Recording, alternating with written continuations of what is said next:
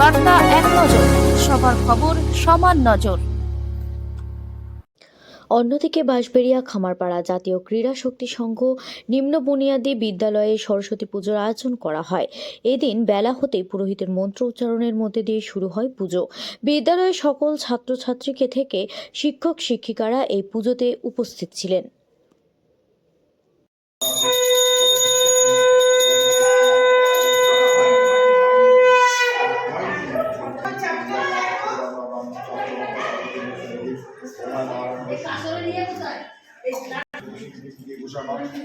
যারা সম্ভবত